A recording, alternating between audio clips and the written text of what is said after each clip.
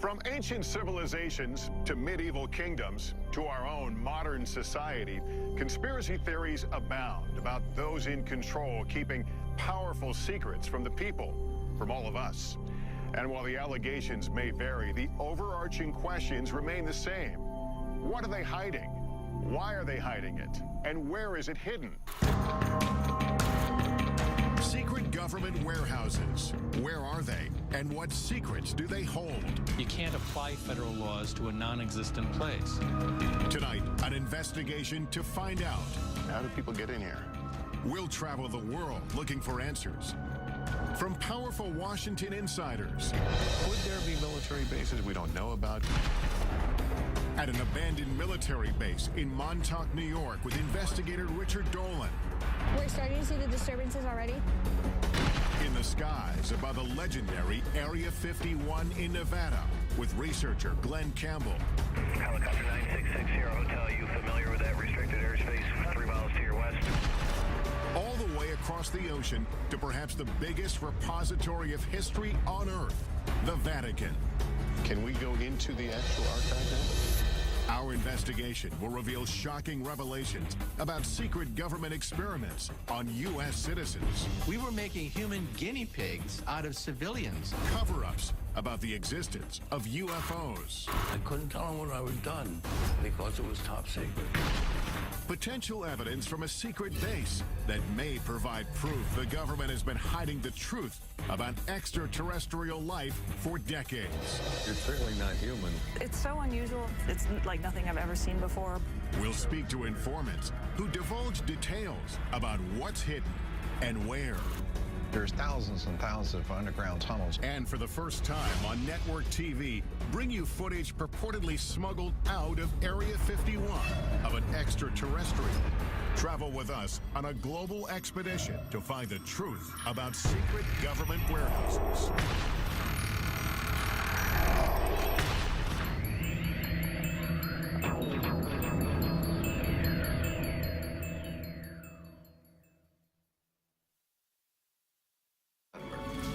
Welcome to Warehouse 13.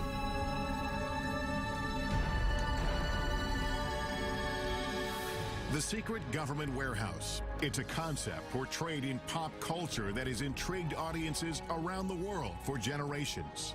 What is this place? Officially, K39ZZZ on the North American grid. But I like to think of it as America's attic. In the sci-fi series Warehouse 13, 2 Secret Service agents are sent to a classified location in the middle of the desert. There, they are told they must protect a mysterious government facility full of historical artifacts that have potentially catastrophic paranormal powers. What you're supposed to do is hunt down whatever is threatening to ruin the world's day and neutralize it and bring it here. You gotta snag it and bag it and tag it. It may seem like a far-fetched idea, but we know there are locations around the world where governments are hiding things. On military bases, in government archives, in underground bunkers. Many of them pertain to national security. But are there other deep secrets inside these restricted areas? What are they doing in Fort Knox or in Area 51? What are they doing in the Vatican that I can't go in and see? The mere fact of refusing to let people in makes the people on the outside question, why are they being shut out and what is actually happening in that secret area or secret meeting?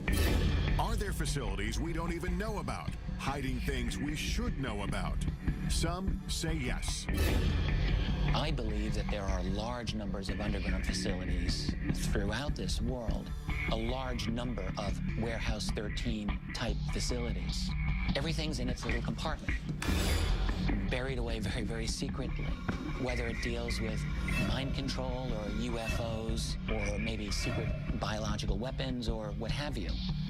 Secrecy is the norm, not the exception. To answer these questions, we began our investigation in Washington, D.C. We've come to talk with John Podesta, former chief of staff to President Clinton and a longtime advocate for government transparency, to get an inside perspective on just how extensive government secrecy may be. Has the government, in your knowledge, ever gone too far in keeping something secret? I mean, of course the government can go too far and keep it secret, and those habits kind of die hard. We just need to be observant to ensure that the public gets the maximum information that we can provide it. Is there a sense sometimes that the American public can't handle this information? People who are classifying information think the American public can't really handle it or don't need to know it. But I think over the long term, that's really dangerous. I think the American public can handle the truth. But how much don't we know as a society? There are sensitive operations that are kept secret that is critical to the success of those operations. But having said that, there's a lot that's swept into that zone, which for reasons that really are not about security, but could be done because if the public knew, they wouldn't want it being done in their name.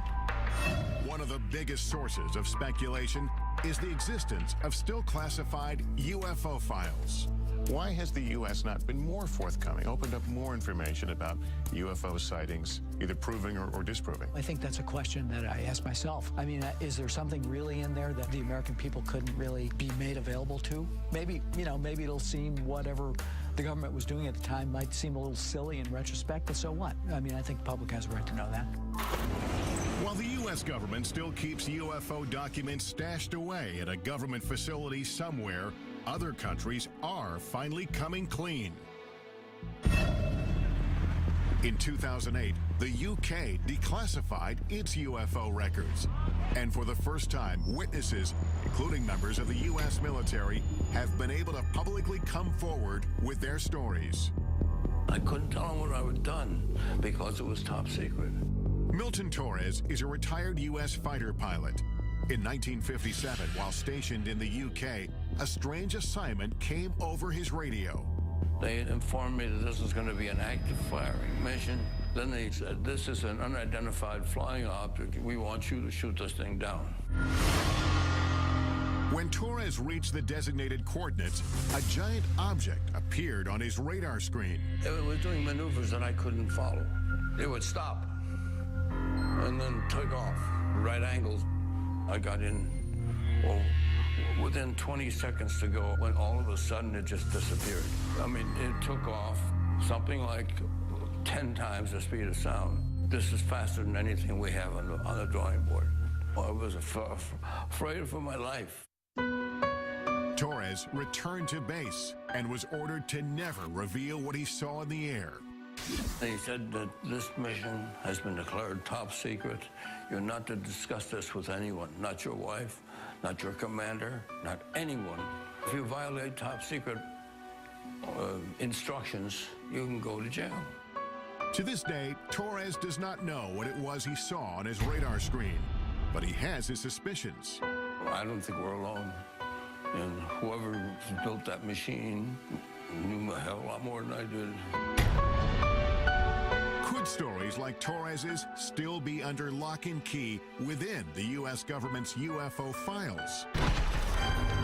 Even some politicians believe the answer is yes. Former Arizona Governor Fife Symington, who witnessed the unexplained Phoenix lights, believes it was a UFO and that it was covered up by the U.S. government. I witnessed a massive delta-shaped craft that silently navigated over North Phoenix. We want the United States government to stop perpetuating the myth that all UFOs can be explained away in down-to-earth and conventional terms. And Ohio Congressman Dennis Kucinich says he witnessed a UFO as well. Congressman Kucinich, did you see a UFO? I did. It was unidentified flying object, okay? It's like, it's unidentified. I saw something. Does the government know something about alien technology that it isn't telling us? I am convinced that our government has physical evidence, has answers, has information pertaining to the actual existence of UFOs. Many believe if there is evidence of UFOs, it is held deep underground here at the remote Air Force Base in Nevada, commonly known as Area 51. The heavily guarded base is so shrouded in security and mystery, it wasn't even acknowledged by the government until 1994. Even today, it is hard to sort out who officially oversees it. We filed a written request for access, but weeks went by with no reply, so we decided to call. We put in an official request to film at the government facility at Groom Lake, also known as Area 51. I do think that there is some merit to be able to get onto a base such as yours and see what actually is there and what kind of programs taxpayer dollars are paying for. Thank you so much. Bye-bye. You said that you would be willing to look at our request. While we wait for a reply, we focus on another location steeped in lore. Camp Hero State Park in Montauk, New York. Author and investigator Richard Dolan heads there to look into claims of covert mind control, time travel, and teleportation experiments conducted by the government in underground facilities. I want to find some kind of evidence to show that there may have been substantial underground activity around here. If we get that, maybe we can have another jumping off point for a further investigation. From 1942 to 1982, Camp Hero was a military base where servicemen were often on the lookout for enemy planes or submarines. But according to Stuart Swerdlow, the base also had a darker side. He claims that from 1970 to 1983, the government experimented on him at Camp Hero as part of a program he calls the Montauk Project. It was actually begun as a project for mind control, programming, genetic manipulation, and esoteric weaponry. Part of the Montauk Project involved time travel or opening up dimensional doorways from one point to another point. Swerdlow says he, along with thousands of other people, were taken off the streets and from their homes and brought to an underground facility at Camp Hero. The Montauk base on the surface was a derelict or old Air Force base. Underneath, there were 9 levels where the operations took place. There were centers where they would keep people sequestered.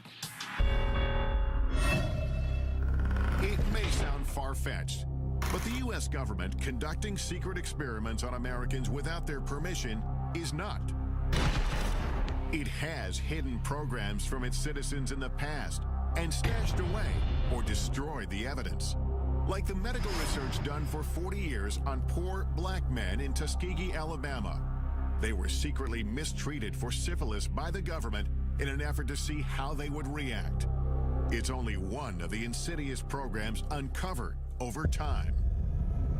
At the height of the Cold War, we now know that the United States military was using the American people as guinea pigs, basically releasing radiation into populated areas to see how fast radiation would spread. The military was experimenting on people without their permission, injecting people with plutonium, which is, of course, one of the most toxic chemicals known to science. They even gassed the New York subway system. But perhaps the most shocking programs involve mind control experiments carried out from the 1950s to the 1970s. The most infamous among them was MK-Ultra. MK-Ultra was a top-secret project to see whether or not mind control was a possibility. The military and the CIA began to look into the possibility of LSD, mind-altering hallucinogenic drugs that could brainwash people. Well, the consequences of this, of course, are enormous because this was uncharted territory. People went crazy. We were destroying people's minds. Retired Army officer Michael Bailey says he was one of the military's test subjects. They said the tests were safe. There was nothing to be scared of. Bailey was stationed at the Edgewood Arsenal military base in Maryland in the mid-1970s after volunteering for what he thought was a program to test uniforms and equipment.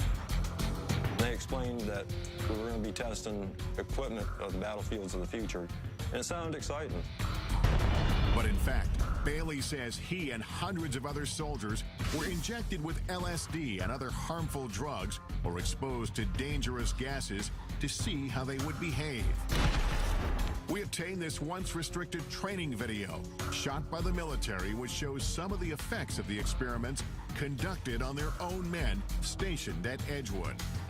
6.5 hours after exposure time, the confused volunteer needed help as he attempted to traverse part of an obstacle course. At this point, hallucinations and other mental disturbances were evident. Looking back, Bailey believes his government betrayed him.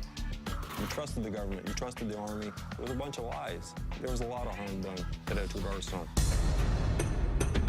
More than 100 of these mind control experiments were conducted at military bases, in hospitals, and at leading universities like Princeton and Harvard.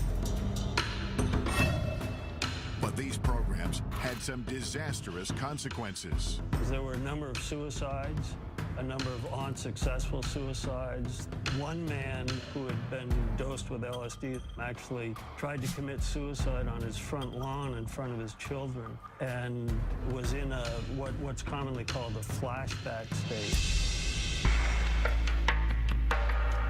The truth behind MK Ultra was only revealed in the mid-1970s. All the classified documents were ordered to be destroyed by the head of the CIA. But about 10 boxes of financial records were overlooked, and a small portion of the dark truth was uncovered.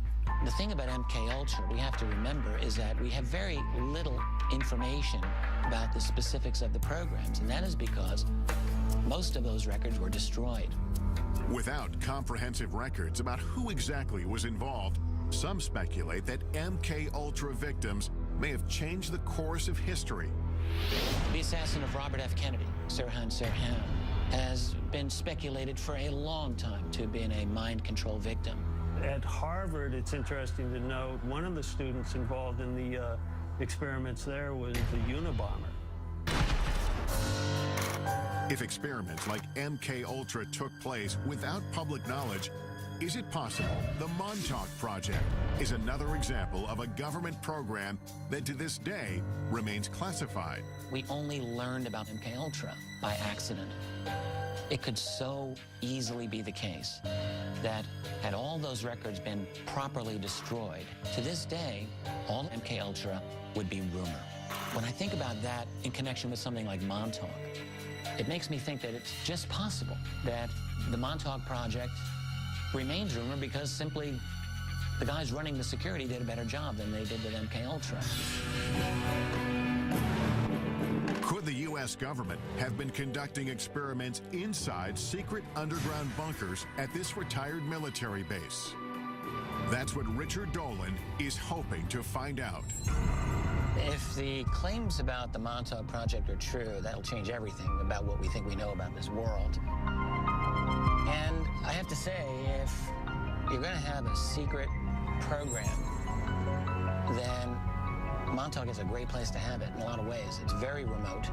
I think that it's possible that there has been some strange activity going on under there. Since the base is now a state park, we asked park officials for permission to access any underground areas.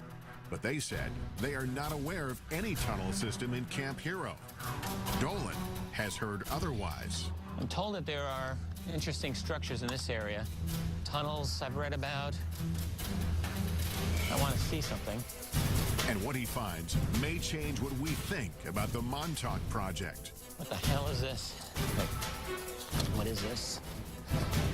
Ahead, I'll join Dolan at Montauk, where we'll use cutting-edge technology to look below the ground.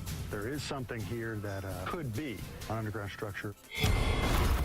Later, I'll examine potential evidence that could prove the U.S. military has been covering up the existence of extraterrestrial life for years. Could this be the smoking gun that we're all looking for?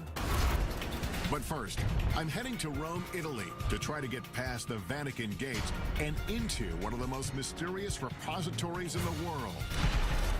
The Vatican Secret Archives. No one knows exactly what secrets are in the Vatican archives. They are so huge. All this when Inside Secret Government Warehouses continues.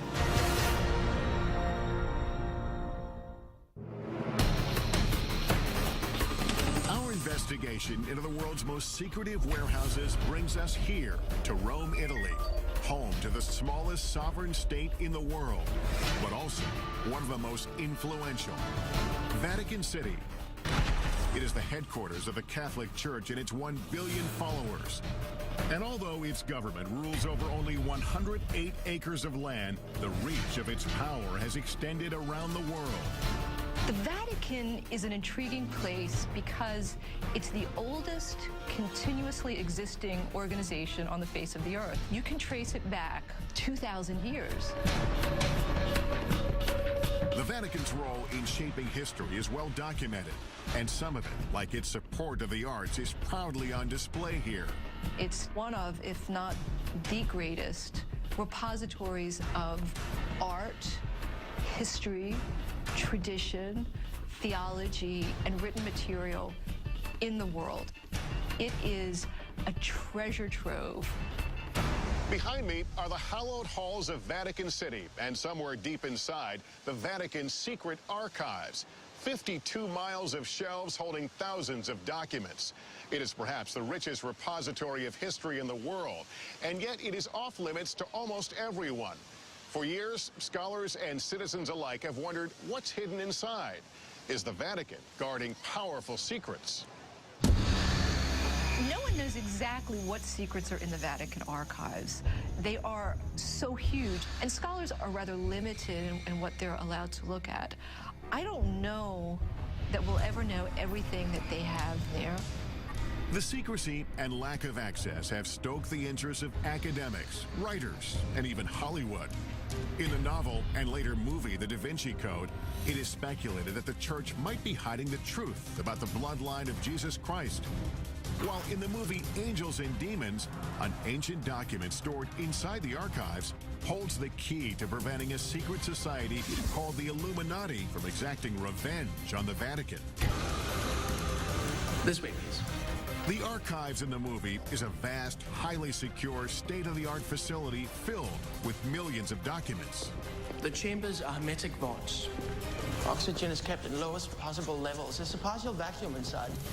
Could the real Vatican secret archives be a facility like this one? And could there be documents inside pertaining to explosive subject matter the church may want hidden? Like prophecies about the apocalypse, evidence of a supposed bloodline of Christ, exorcisms, or secret societies. Information that might alter our understanding not just of the church, but of history. Recent discoveries tell us yes. Vatican archivist Barbara Frale found a document buried inside that is key to understanding the Pope's role in the execution of the legendary Knights Templar. Many people believe that Pope Clement V led the investigation into the Templar Knights and disavowed them and led to their downfall. You have found a document. What does that document tell us about the story? In 2001, we found in the Vatican's secret archive an original parchment belonging to Pope Clement V, who asked for a secret hearing for the masters of the Templar Order, absolving them, as he was convinced they weren't heretics.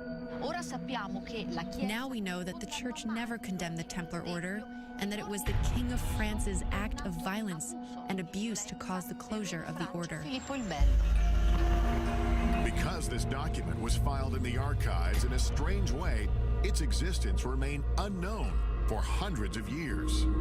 This makes me wonder, could there be other documents about other important pieces of history that have not been found?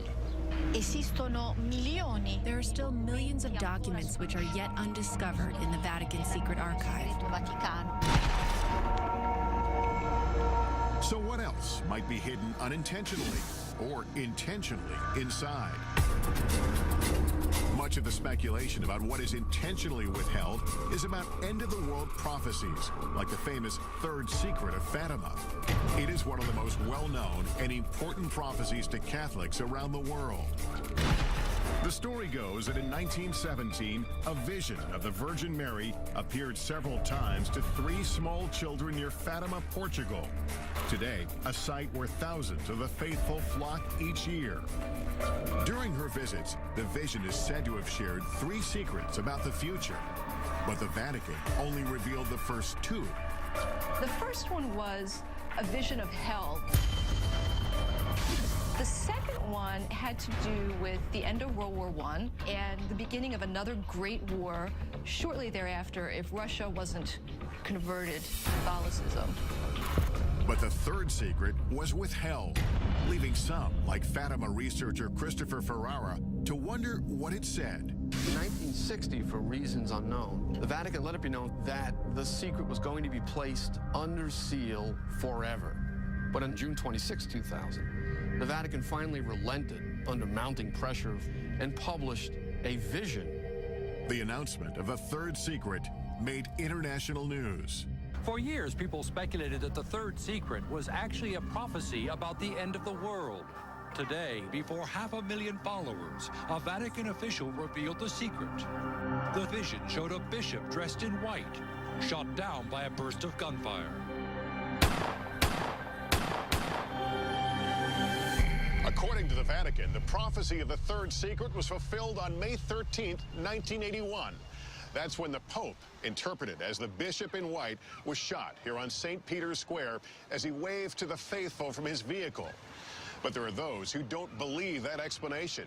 They believe the real third secret may still be hidden inside the Vatican, and that it contains an even more startling revelation. A revelation about a global crisis. The secret involves a crisis in the church and some kind of apocalyptic scenario that affects every man, woman, and child on the face of the earth. I've been granted rare permission to enter the archives with our cameras to see what's inside. The first thing I'm shown is kept in the head archivist's office, and it exemplifies the kind of rich history that's stored here. Explain what this document is we're looking at. This is the letter addressed to Clement VII from the Lords of the English Parliament, in which they ask the Pope to annul the wedding between Henry VIII and Catherine of Aragon. This led to the Church of England breaking away from the Catholic Church, did it not? Si. But not all the documents get such a grand display. Most of them are buried deep inside the main archives facility. The archives Secretary General Luca Carboni has agreed to meet with me and take me into the heart of it all. Can we go into the actual archive now? We go to see the storage of the storage, archives. where the archives the storage.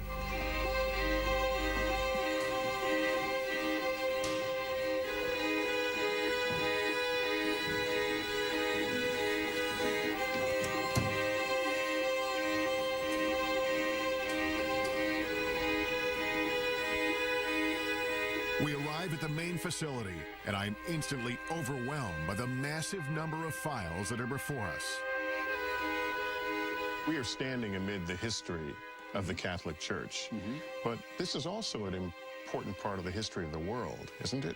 The Vatican Archives is important in the world, unique because we preserve a continuous chronological space of over 800 years, from 1198 onwards. Documents as varied as records of medieval families to letters from the brilliant astronomer Galileo, who had famous battles with church leaders of his time, live on these shelves. So you have a correspondence from Galileo. We have a simple letter to a cardinal from Galileo. So that's Galileo's signature. Galileo's signature from Florence in the 18th of December 1628. There is just so much here. Is it possible that there are things here that even the archivists don't know about? Yes, each day we discover something new or something interesting. When you use the term secret here... Okay, secret means private. Secret in this case doesn't mean things that no one can see. No, only private. Private, but off limits to all but about 1,000 researchers handpicked by the Vatican each year. It's not hard to imagine how documents can get buried in this vast warehouse, either accidentally or on purpose.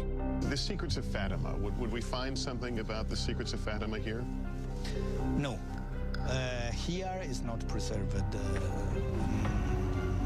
If I don't remember, if I remember well, it's not here.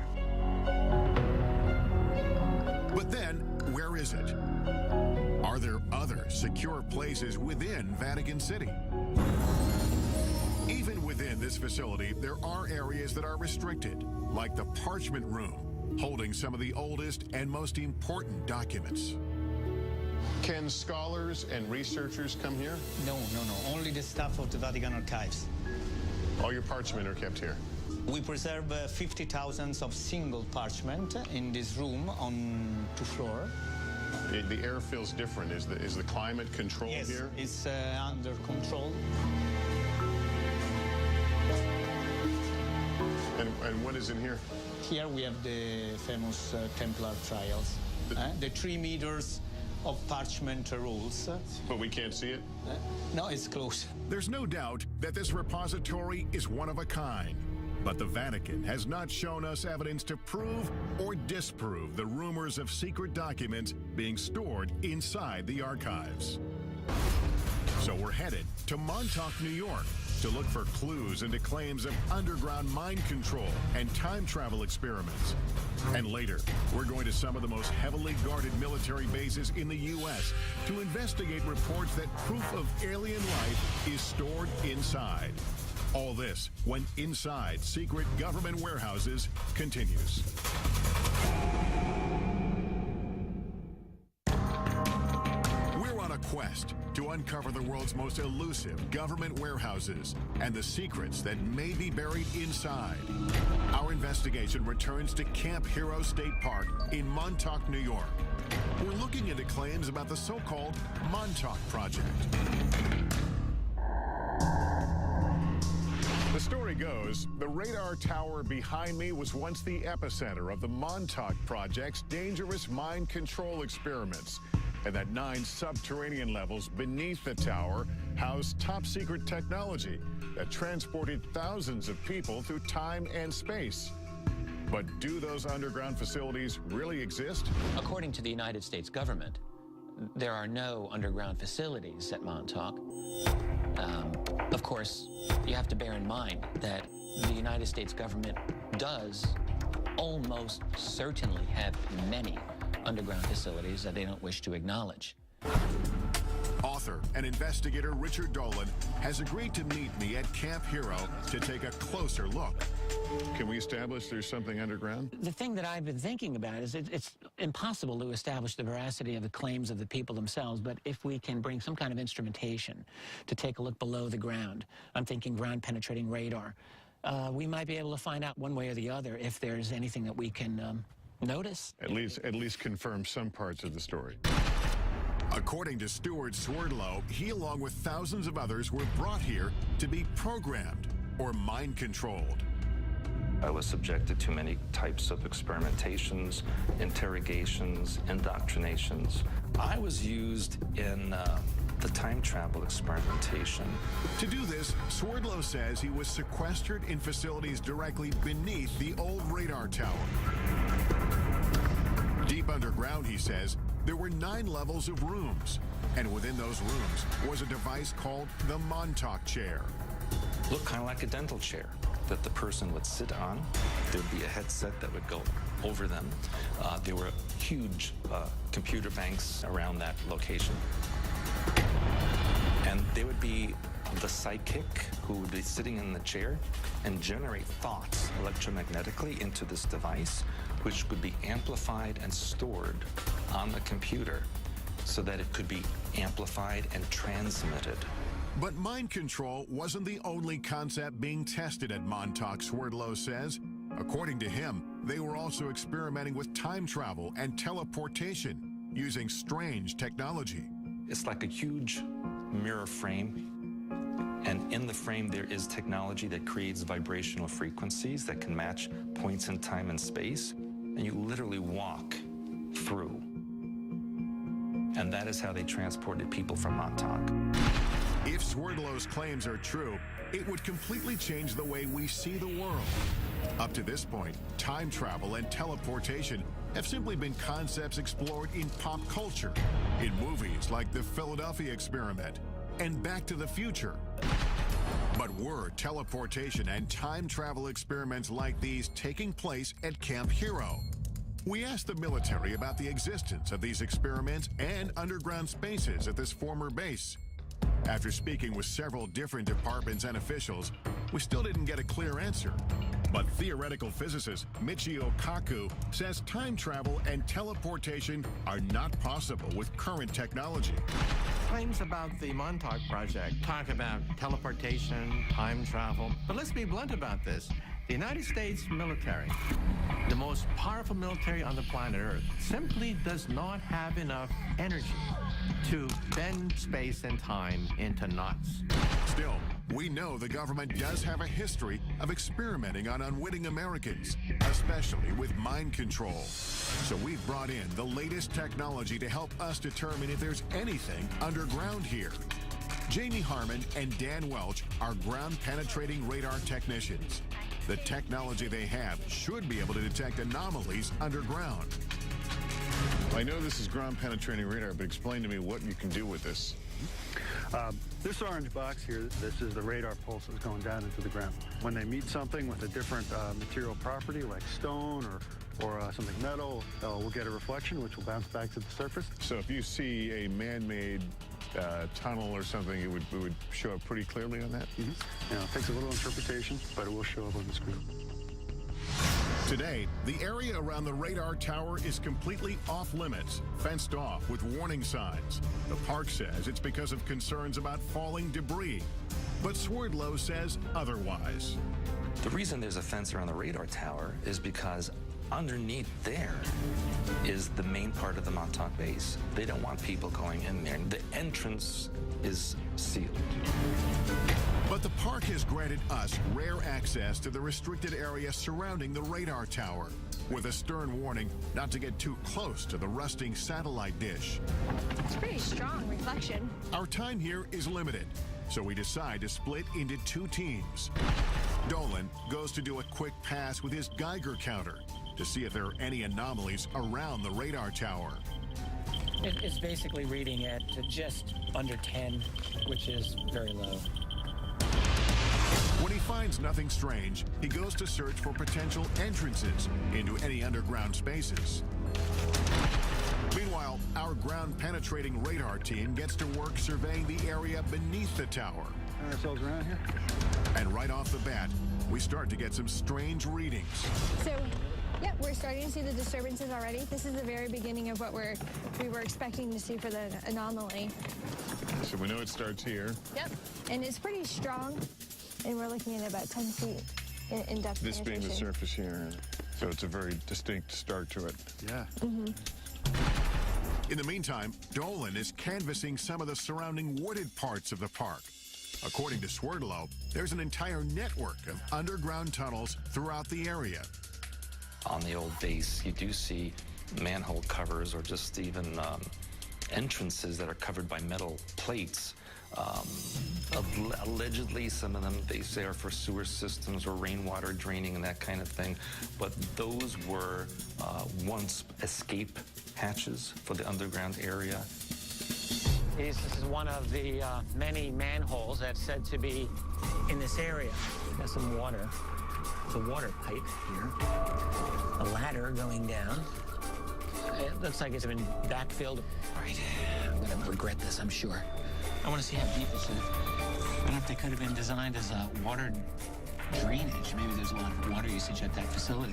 Why do you need a ladder going into a water drainage hole?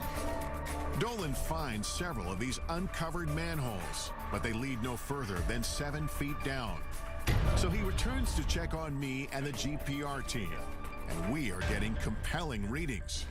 We did a number of passes right around this area here, and down about 10 feet or so, it looks like we're getting the surface of something interesting. But you're also seeing it's rather flat. Mm-hmm. It does have a nice flat surface to it. So, given this area here, the topography of this hill, how it slopes down, if something was flat, it might be more evidence that it could be, more man-made. In other words, it appeared that it could be a roof of something that even went below. Sure, could be the top of top of an underground chamber. It's the most compelling evidence. Well, it's about par for the Montauk mystery because it gives us a little bit of something, but not enough to really say yes. But here's the deal. It's about 10 feet below us, and if there are 9 levels, apparently we would only see the top level. That's correct, yeah. So there's no way of knowing what would be beyond that. What the GPR technology has uncovered may be just a first step to determining if there's anything underground. But without the park's permission to start drilling, there's no way to be certain. But that doesn't mean our investigation ends here. We still have one more place to look for proof of underground facilities in the area. The tunnel systems that exist under the town of Montauk and Montauk Manor still exist. These locations have tunnel systems that go towards the Montauk base. We've come to the Montauk Manor, an old hotel built in 1927, to see if we can find these supposed underground tunnels and whether they lead to Camp Hero 5 miles away. So what is this place? Well, these are the access tunnels, like the foundation of the Montauk Manor, and building 27. And the tunnels go for quite a ways. Jimmy Hackett works at the manor and has been exploring these tunnels for decades. Have you gone through the whole route of this? I've gone through a big portion of it, but there's still some unexplored sections back there that I haven't been through. Have you ever explored Camp Hero? Yeah, I did. Actually, when we were younger, we played up there while it was actually a working Air Force base. We found, I don't know what you call them, but they were tunnel-like. We'd climb down metal rebar ladders into these square tunnels. Are those the manholes that we're talking about? These are different? Yeah. These are cement square with metal lids. And those are now sealed over? Yes. Yeah, I've heard they were filled with cement. But there are tunnels under Camp Hero? Yes. We start to make our way through these tunnels. They quickly get lower, narrower, and harder to navigate, with no end in sight. Well, we can get through here. We can get through. Watch our heads. Yeah. A lot of cobwebs out here. A lot of cobwebs, and just keep going. Turns around to the right. Oh, great. This could go on forever. Okay. Come on up here and take a look at this. We finally get to a point where it is no longer possible for 2 people to keep moving forward. He's gone ahead a little bit to see exactly how far it really goes. I can't believe it goes this far. Neither of us can figure out why you would have a crawl space of this length under this building. Richard, can you hear me? My way back here. I couldn't find the end of it. I'm here. It's very, very long. And one end is a dead end, but then it branches off and it goes into several different directions. I could imagine people getting temporarily lost down there anyway. I think as far as either of us goes right now. I think so, yeah. These seemingly never-ending tunnels add another dimension to the Montauk mystery and keep the story alive. We may never know the truth about the Montauk Project or about what may have taken place here at Camp Hero. What we do know, of course, is that military bases here in the U.S. and around the world are ideal places to hide classified projects. And that's exactly where we're headed next, to 2 of the most secretive, heavily guarded military bases in the country. Our first stop is Wright-Patterson Air Force Base in Ohio. Could the potential evidence we uncover there prove once and for all the base has been engaged in a cover-up of alien life? He says, forget you ever seen this, forget you ever worked on it, don't talk about it. And later, we'll head for the skies in an effort to get the closest look possible at Area 51, where alien technology and life is said to be stashed away. All this when Inside Secret Government Warehouses continues.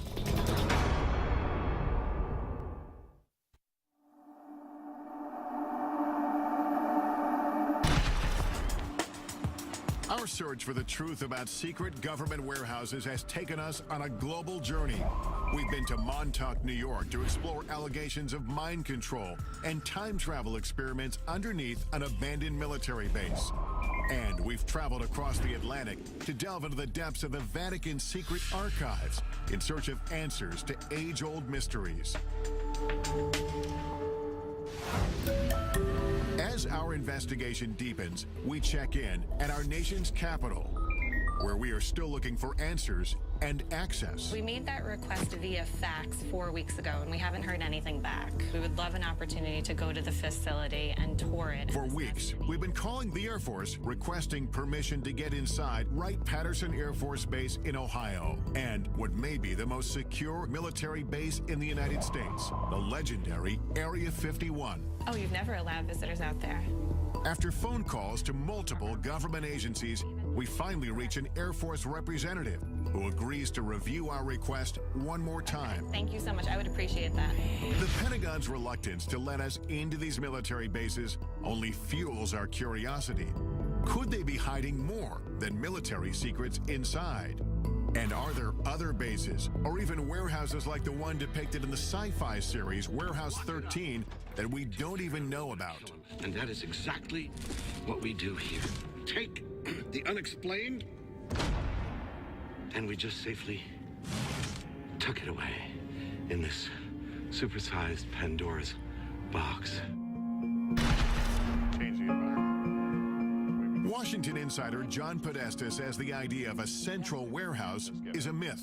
There's, of course, not one single place that classified information is distributed across the country and across the globe. Could there be military bases we don't know about? Could there be places underground? Well, if we don't know about it, how do we know? Officials at Wright-Patterson Air Force Base decline our request for an interview. But we are able to speak with Congressman Michael Turner, who represents the Dayton, Ohio district where the base is located. Wright-Patterson Air Force Base is known as the largest Air Force base in the world. It has over 20,000 people who work inside the fence, largely in research and development. It has been involved in every plane for the military, starting with the Wright brothers plane, going straight through to stealth. Turner acknowledges Wright-Pat's classified research has inspired theories about extraterrestrial technology stored on base. Whenever you have a base, it's 8,000 acres and only 10 planes. There's a lot of research and development that's going on, and there's a lot of speculation. Speculation fueled in part by Wright-Pat's role in the infamous Roswell incident of 1947. The government has issued at least 4 different official explanations about what actually crashed in the New Mexico desert. And while theories may vary, certain facts are indisputable. A declassified FBI memo dated July 8, 1947, indicates the wreckage purporting to be a flying disc was secretly flown 1,500 miles to Wright Field by special plane for examination. After the Roswell incident, Wright-Pat became home to Project Blue Book, an official government investigation into UFOs. Well, I think people who were interested in UFOs certainly looked to the Air Force to have some kind of greater knowledge about what had occurred than merely those who had witnessed them and what their beliefs might have been. The Air Force investigated more than 12,600 UFO sightings. 700 of them remained unexplained when the government terminated the project in 1969. UFO author Donald Schmidt says Blue Book was flawed from the start. The true hardcore cases were going upstairs, we're going above Blue Book to something that we'll never know about. Retired Air Force Captain Robert Collins spent 22 years in the military, 6 of them at Wright-Pat. I had a top secret SCI, or Special Compartment and Information Clearance. Honorably discharged in 1988, Collins says he has come forward because he wants the military to stop covering up the secret UFO research he believes it has been conducting at Wright-Pat for decades. It deals with all the black programs that the Air Force has, including all the classified, super secret reverse engineering programs for UFOs. There are witnesses who support Collins's claim and say they had access to extraterrestrial evidence on the base. According to one account, officials at Wright-Patt revealed the Roswell wreckage to an elite group of men from the prestigious Air War College who were sent there on assignment. Among them was a lieutenant colonel named Marion Magruder. He said they were trying to determine whether they were going to make public something that had recently happened. A fighter pilot in the Second World War, Magruder, known by his combat moniker Black Mac, was no stranger to military operations. But this mission was unlike any other. It was so highly classified, he only revealed it to his family 50 years later when he was dying. He said, I want to tell you that we're not alone. Magruder spoke vividly of a shocking encounter with an extraterrestrial being.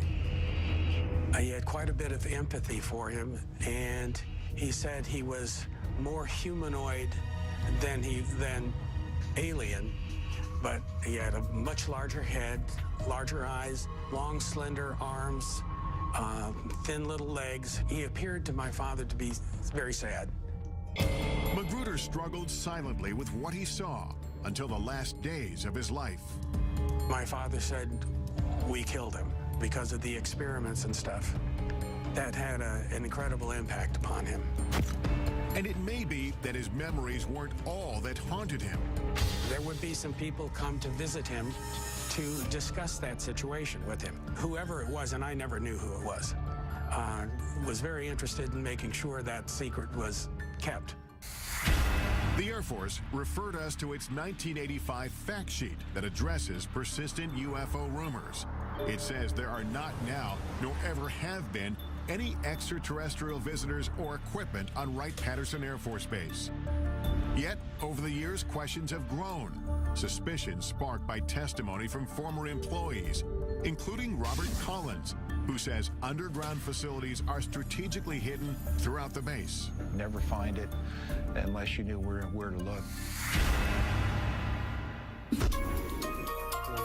Coming up, reports of a complex labyrinth deep underneath Wright-Patt.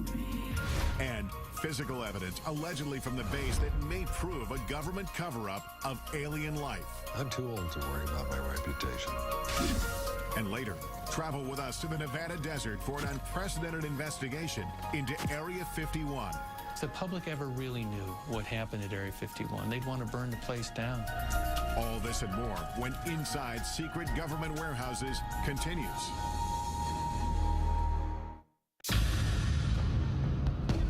We've come to Wright-Patterson Air Force Base in Dayton, Ohio to investigate the truth about what may be hidden inside. Is this base ground zero in a government conspiracy to cover up evidence of alien life? Many UFO researchers believe so. They have the proof. They have the physical evidence.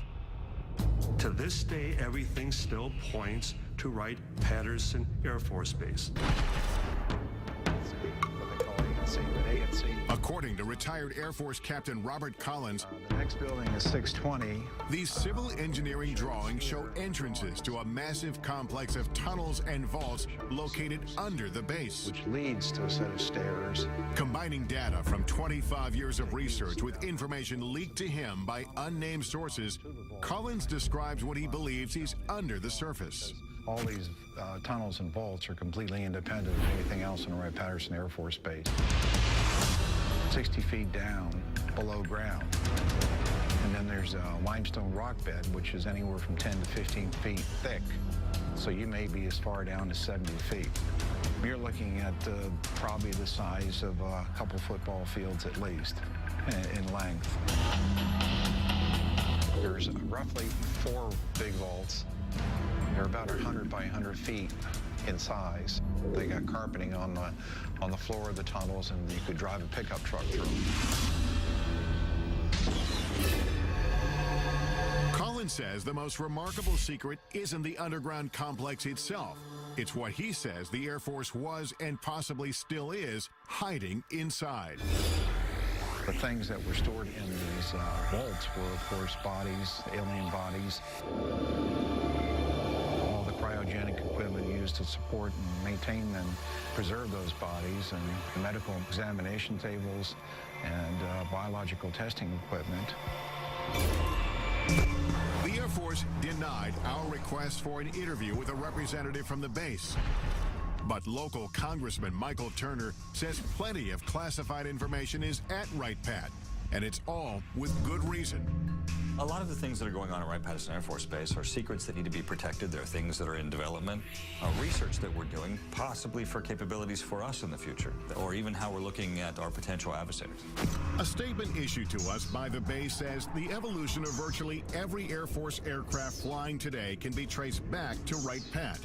They tell us current developments include material that can sense and then heal its own cracks, as well as bird and insect-sized aircraft capable of swarming. One of the few reporters allowed on base to investigate the legends of UFOs at Wright-Patt is Emmy Award-winning newsman Carl Day. An awful lot of unanswered questions, and tonight we're going to try and sort out facts from fiction. And they said, well, come on in and look and see if you find anything. This is at the invitation of the Air Force. Aware of reports about underground chambers, Day asked to be escorted to the lowest level of Building 620. The tunnel that I went through was certainly not big enough to drive a truck through, and we had to duck down in these tunnels because they were very low. While Day didn't find hidden tunnels, he uncovered something even more shocking. It was a small mandible, which is the lower jaw of something. In the course of his reporting, Day met a dental technician from a Veterans Affairs hospital 15 miles outside of Wright-Patt, who said he had worked on a strange impression of a mandible brought from the base.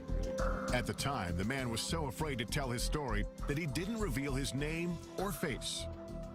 Never seen anything like this before in human or animal. Neither one.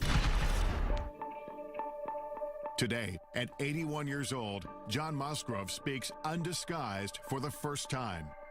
I'm not going to be around too many more years, and I'd like for this story to be out, you know, because I don't think the federal government is ever going to come out and say, yes, there are aliens and they are visiting us. Musgrove says that in October of 1979, two uniformed men he recognized as officers from Wright-Patt came to the VA hospital to obtain a cast of a dental impression. There was no blood and saliva. It was just dry as a bone. And I noticed right then and there I had something unusual. I thought to myself, my God, what have I got here? When Musgrove finished the assignment, his boss made it clear not to speak of what he saw ever again. He raised his hand up like this with the impression, looked at me and crushed it and threw it into the trash.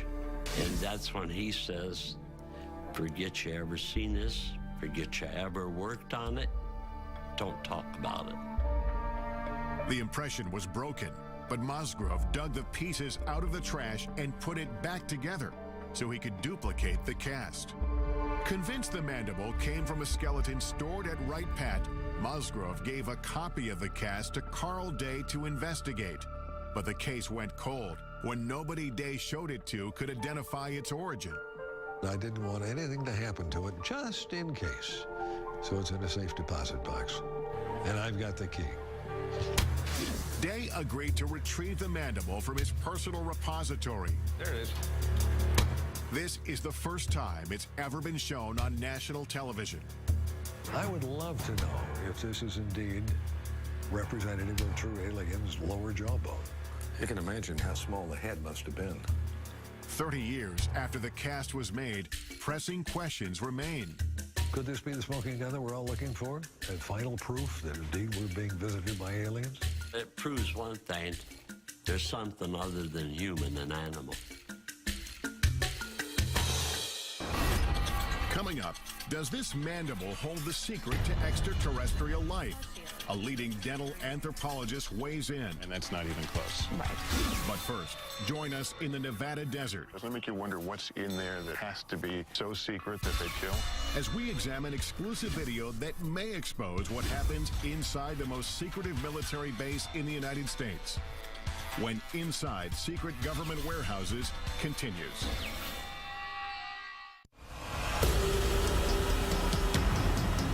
Our global journey leads us to one of the most mysterious military facilities on Earth, the legendary Area 51. Area 51 is a black facility, which means it was created to deny its very existence. You can't even approach it. It's so heavily guarded. So it's really hard to know exactly what the government is doing. Government secrecy surrounding Area 51 has made the base so notorious that it's even depicted in blockbuster movies like Independence Day. In the film, Area 51 is portrayed as a massive UFO research complex, complete with flying saucers and alien bodies. After repeated requests for access to Area 51 or a representative, we're turned down. May I ask why we're being denied access? The Air Force issued a statement saying the area is used for testing and training for operations critical to the effectiveness of U.S. military forces and the security of the United States. And some specific activities and operations, both past and present, remain classified and cannot be discussed. Undeterred, we hit the road to find out as much as we can without breaking the law. I'm now driving to the Nevada desert a couple hours north of Las Vegas, heading to the legendary Area 51, a place that perhaps holds some of this country's biggest, deepest military secrets. What exactly goes on there has been the source of a lot of speculation. As local tourism shows, most of the speculation centers on extraterrestrial projects, reports of warehouses dug deep into the mountainside. There's some sort of earth-moving activity taking place in that area.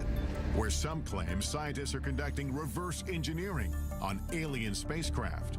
It was hundreds of thousands of years ahead of our technology. And most shocking of all, potential evidence that may confirm extraterrestrials exist and may have been held on the base. All claims we'll look into in the course of our investigation here. Area 51 has been veiled in secrecy since its inception. Established in 1955 as a covert test site for the U-2 spy plane, its purpose was to hide military projects. It was a place that was preoccupied with maintaining total secrecy. And secrecy then became its mission. The remote desert location, labeled number 51 on this 1950s map, seemed to be the perfect place for a black facility. But as the base infrastructure and activity grew, information began to leak out. The U-2 spy plane, the SR-71 spy plane, various stealth aircraft were all tested at this facility. And everything that we can see from the ground and the air indicates that this base is for aircraft testing. Despite full-scale Air Force operations on site, the government refused to acknowledge its existence. Not just initially, but for 40 years. Area 51 investigator and guide Glenn Campbell has been studying the facility since the early 90s. It was sort of like going to a drive-in movie. You could drive up and look down on the secret base that the government didn't acknowledge. I'm going to meet up with Glenn Campbell. Glenn and I first met up 16 years ago when I came out to this same desert trying to get answers about Area 51. This viewpoint we're heading to is Freedom Ridge. In this report I did back in 1994, we simply drove up a nearby peak and the entire facility was revealed. From our mountain vantage point, Dreamland is a collection of unremarkable buildings. Today, the military has expanded control over land around the base. It's been a long time. So getting a good view won't be as easy. What will we be able to see today? Well, from the ground, we're not going to be able to see much. And I know you brought some so we have satellite photos. Increasingly better satellite imagery over the years. Some of the stuff is incredibly good. Look at these runways and things. It's still the best way to see it is from overhead. Yeah, the security of this place is part of the intrigue. That's what continues to raise the level of curiosity and even, conspiracy theories. The security here is intense. Look around, it's a good place to hide. It's a damn fine place to hide. Area 51 first gained public attention in the late 80s with an explosive claim made by a physicist named Bob Lazar. He said he'd been working on a top-secret project to reverse engineer alien spacecraft at a classified location near the base. He says, no, John, he said, I was in it, I touched it, it's real, it's E.T., it's nothing that we could have produced. Bob Lazar declined our request to be interviewed for this program, but referred us to his good friend John Lear, a retired pilot who flew missions for the CIA. I was the guy that exposed Area 51. Lear says he pushed Lazar to do a television interview revealing the government cover-up of alien technology. He said, yeah, just as long as I do it in shadow. The interview took place at Lear's home, and he captured the setup in this exclusive video. Taking pictures, that's Bob. That's his wife. In the interview, Lazar claims to have worked on flying saucers in a secret facility called S4. So covert, it's camouflaged by a mountain south of Area 51. John Lear describes S4 as Lazar explained it to him. S4 is an underground base. It just looks like a slope of a mountain, but actually they're hangar doors, and they slide up. So it looks like just part of the mountain is sliding up. And it would lead into a laboratory, and there was a set of hangars there. 9 hangars all together, and there was a flying saucer in each different one of them, and they were all different. Right, straight down the road. If the reports of flying saucers and reverse engineering are true, then could the government be using Area 51 as a warehouse for alien technology? Regardless of what kind of secrets the military is hiding inside Area 51, it's clear visitors aren't welcome. This is as far as we can go on public land. That's the first thing that strikes me. There's no fence, just a pair of signs. At first look, security at the base doesn't seem impressive. But soon, the complex layers of defense become apparent. I noticed tripods on the hill. Those are watching us. Cameras, they're looking down at us. They're looking at the road over there. You can't sneak by on this road. And if you miss that, you don't miss our friends up here on the ridge. Right. In the pickup truck. These guys are here 24 hours a day. Ground sensors, remote cameras, and private security around the clock. Yet the desert itself may still be Area 51's best protection. You know, when we came here, I expected to see a 15-foot barbed wire fence. There's no fence, just a series of these orange posts. These posts are the only marker that you're required to have in Nevada to mark a boundary line. They don't need a fence here. They've got 13 miles of empty desert to protect the base. Well, the sign's pretty typical. Warning, restricted area until you get to the bottom. Use of deadly force authorized. So we're actually 3 feet from being in a situation where we could be killed. Doesn't it make you wonder what's in there that it has to be so secret that they'd kill? Could it be true alien visitors are being held at Area 51? Airing for the first time on network television, this video purportedly shows a live extraterrestrial on the base. He's apparently being observed by military workers through a glass partition. The source of the tape is a man who goes by the name of Victor. He won't reveal his identity for fear of retribution. Victor says the video was smuggled out when material from the base was being converted from analog to digital. He discussed the video with an altered voice in this 1996 interview. Approximately twice a month, they sit it down for a session that generally lasts from 3 to 5 hours. Victor claims the alien arrived on Earth in 1989 and was subject to regular interviews. In this session, he says the alien becomes distressed. He's checking for hemorrhaging around the eye sockets and in the nasal cavity. Victor believes the alien died in the mid-90s. We have no way to verify whether the video is authentic, but we'll take it to a creature effects expert in Los Angeles to test its plausibility. In the meantime, we scale a mountain in search of any sign of structures inside the restricted area. point is to hug these orange markers. I don't even see the orange markers. There's but we know the orange markers are to our right here. We're losing daylight and only have orange posts to guide us. One wrong step into the invisible border means we could be arrested. I see a structure off in the distance. What are we looking at there? That's the actual guardhouse. That's the actual gate within the Nellis Range. So if you were to keep driving on the road past those signs and you got to that guardhouse, you'd be arrested immediately. We continue to climb upwards until we can't go any farther. Well, this is as high as we can get. It looks like we're at the end of our journey because I see what do you call them, camo guys? Yeah, the camo dudes. Are here, and some orange markers here. This is as far as we can go? This is where the border changes. I think our only option is to get in the air during daylight, and maybe I'll be able to get a glimpse and get some idea of what's in Area 51. But we're going to need daylight and a chopper. Yeah. Coming up, join us in the skies above the Nevada desert as we take you as close as you can get to the most infamous military base in the country. We now know who we are and where we are. That's correct. Is Area 51 the epicenter for a cover-up of alien life? Or is the base concealing earthly secrets that are much more disturbing? Find out what happened at Area 51 and what humans did.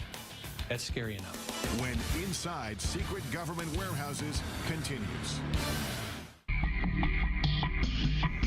The only people who know what happens inside Area 51 are the employees, and their identities, even down to the cleaning staff, are kept secret. That white bus with the darkened windows, we're told, ferries local workers from around Area 51 who come here to work each day.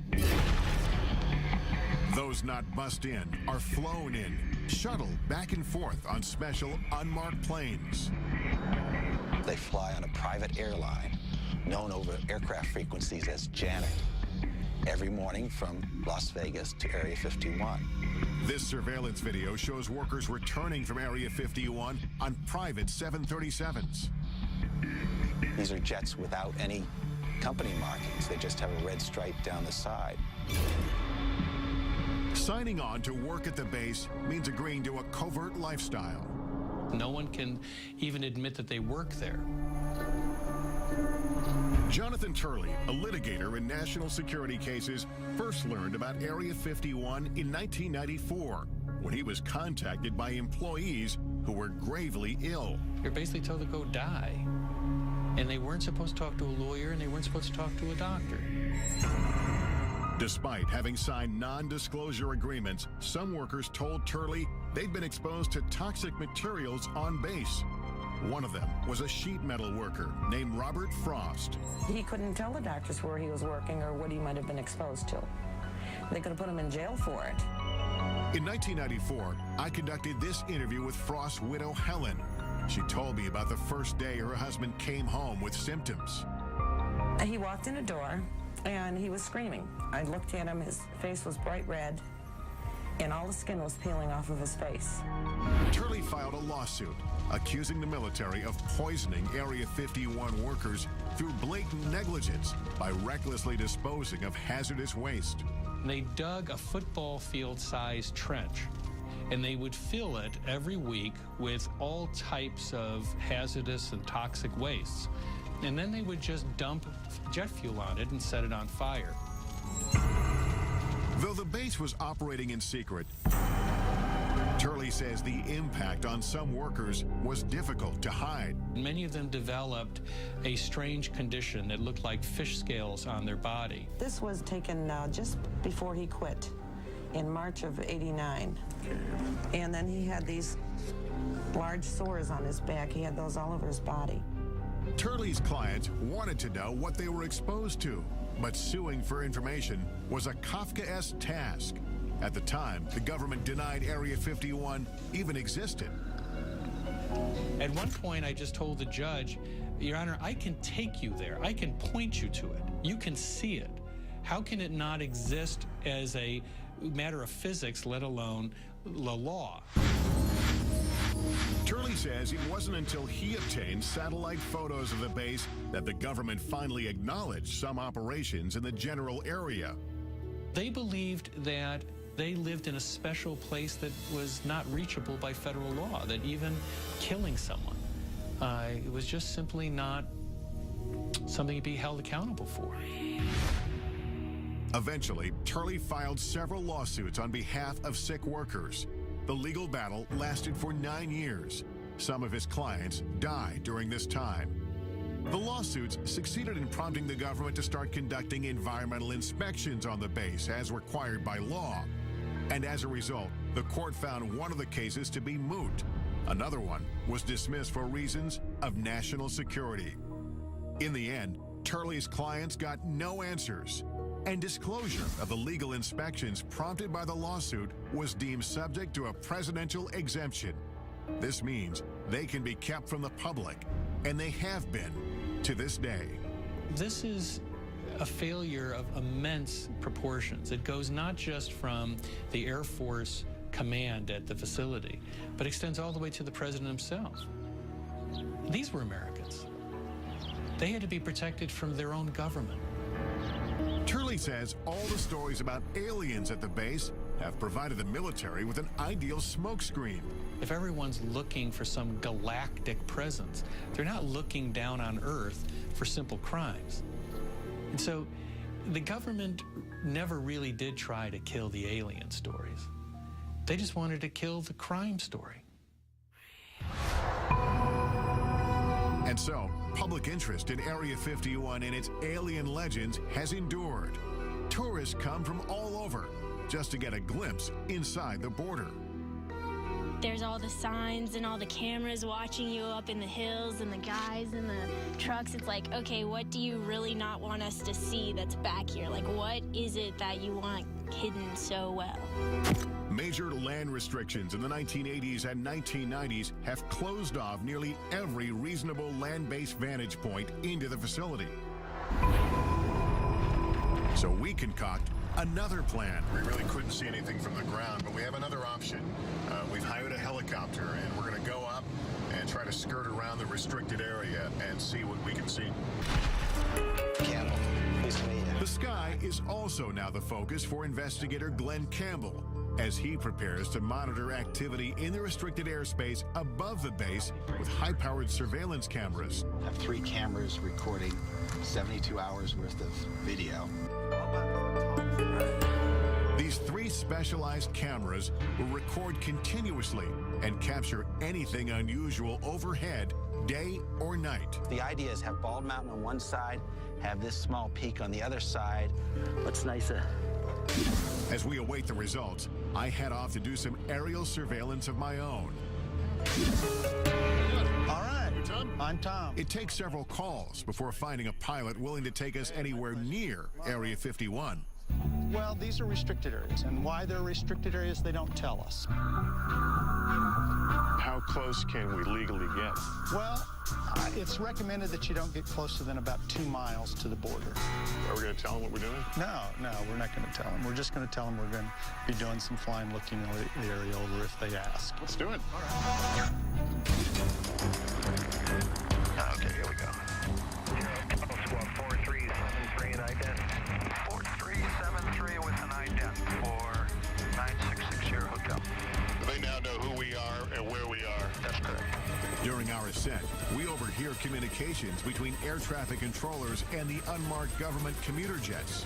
Janet 267, Nellis control radar contact, maintain 15,000. That airplane he's talking to is one of the Janet airplanes, like an aerial bus service. Once we've flown over the highest mountain, Area 51 creeps into view. I can actually see it from here. We're probably about 10 miles from the border. But just as soon as the base is within sight, a warning comes over the radio. Helicopter 9660 Hotel, you familiar with that restricted airspace 3 miles to your west? 960 Hotel, affirmative. I'll be turning now. I won't get any closer than 2 miles to the restricted airspace. Copy that. It's clear that again, like on the ground, we're being observed. We are as close as we will be allowed to go to Area 51. This place is so restrictive that we legally can't even point our cameras in the direction of the base. We're at a little over 8,500 feet. It's a beautiful, clear day. This is absolutely the best view that anyone will be able to get of Area 51 from outside the restricted zone. I'm going to be able to tell you what I see as I look out. There are two what must be very, very large buildings, aluminum roofs. They shine very brightly. I can only surmise that they are hangars of some sorts. There are a number of lower-lying buildings. All of it seems to be along the edge of a dry lake bed. There is what appears to be a very long runway. Our investigation has revealed as much visible evidence of the base as legally possible from the ground and from the air. I'm guessing they're a little more comfortable when we're leaving this area. More than likely. And if we've learned anything, it's that the government is intent on keeping what's hidden inside this legendary military base a secret.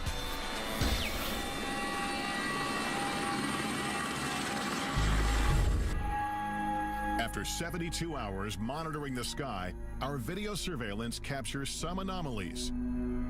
An eerie desert storm sweeps through the area. A bright light floats along the horizon after dark. And then we discover this glowing disc in the corner of the screen. Upon examination, the light turns out to be a car driving on the desolate road. The disc, however, remains unexplained. Campbell says it could be the moon. When you come to the desert and you look up at the night sky, you see more stars than you would ever see anyplace else. When you look up at all those million points of light, you got to be crazy to believe we're alone in the universe. Coming up, our investigation continues as we travel from coast to coast to analyze the evidence we've discovered on our journey. What will the purported alien interview video from Area 51 reveal? And could this mandible support theories of extraterrestrial life? It's like nothing I've ever seen before. Answers coming up next on Inside Secret Government Warehouses.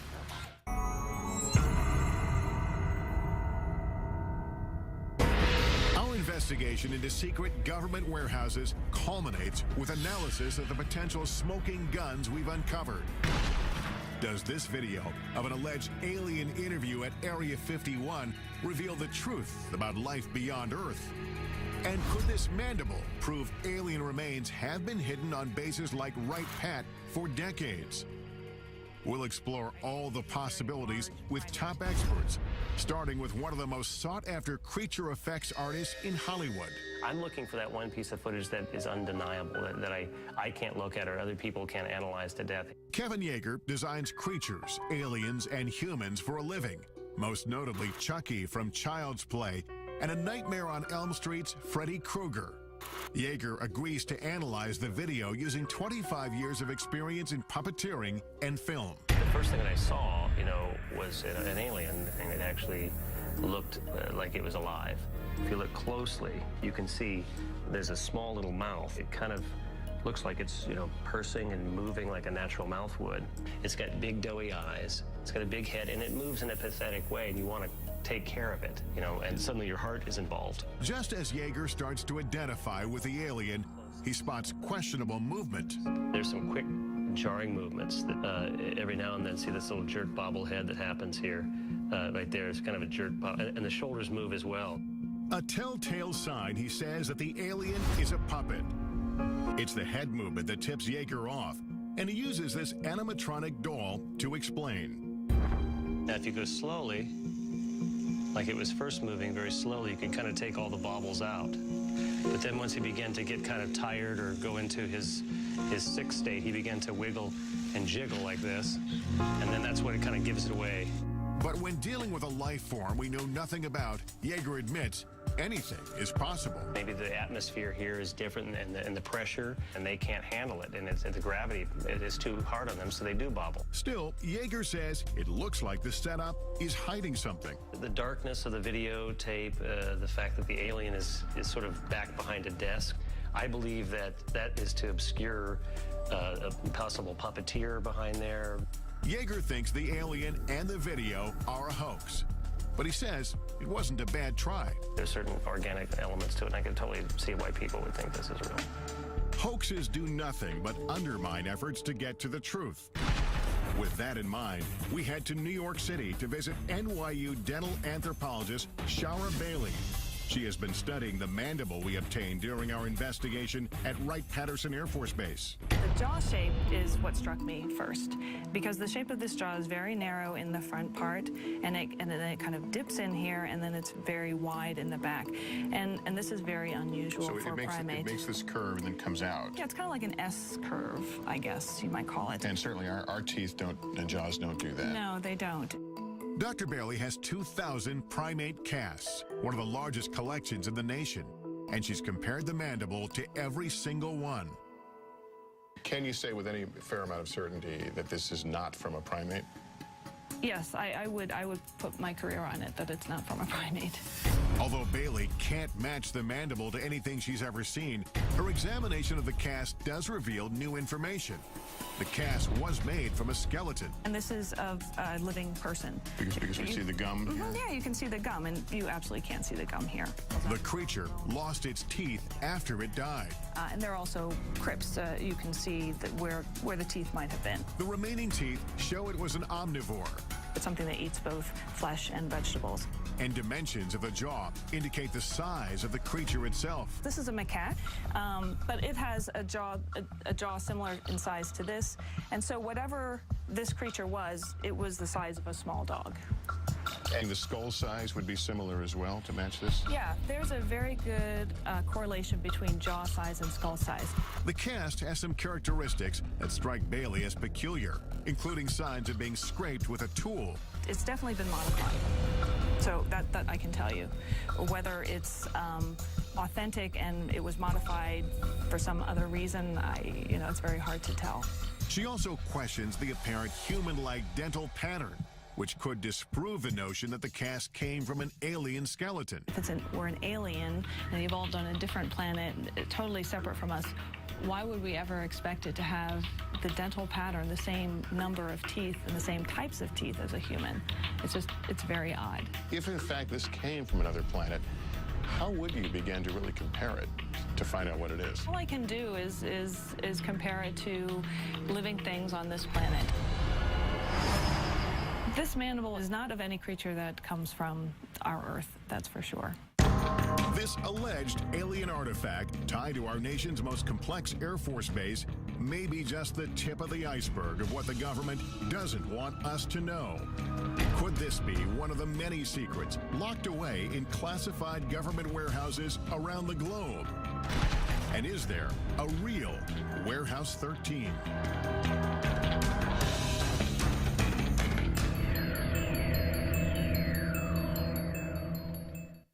In the end, we can't say for certain what's below ground or hidden behind closed doors. What we do know is that there will always be information those in power don't want us to know about. And as a society, we have the right and the responsibility to keep asking, to keep pushing, to discover what they don't want us to know and why. I'm Lester Holt. Thank you for watching.